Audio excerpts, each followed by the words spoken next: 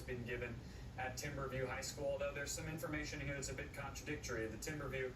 The Mansfield ISD says there is one injured student and one injured staff member. Of course, the police, Arlington police, said we were looking at 3 injured people in hospitals, so a bit of a discrepancy there. Hopefully that's something we can get clarified, but is often the case in the immediate aftermath of incidents like this. Information can be a little bit hard to come by.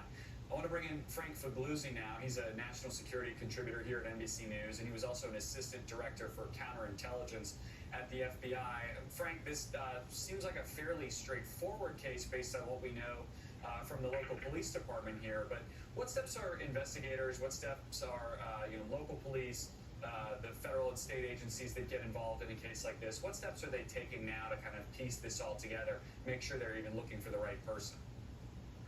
So there's a couple of things happening all simultaneously. First, there'll be interviews done. Interview teams will be set up among law enforcement. Anyone who knew of these students or the people involved in this fight, reportedly, people in the classroom, people outside of the classroom, neighbors, there'll be a total picture developed of the alleged shooter and the victim and victims to see what the tensions were that developed, how this thing broke out, what the history of this is. And then simultaneously, you saw ATF at the press conference. ATF is going to focus like a laser on the weapon. Where was it accessed by this person? If the preliminary story is true that this is a student shooter, and sometimes this gets wrong, but no matter which, they will focus on how this shooter got access to the weapon. This becomes important. And I know with your last guest, the congressman, you brought up this issue of when it's appropriate to talk about the political side or gun control side.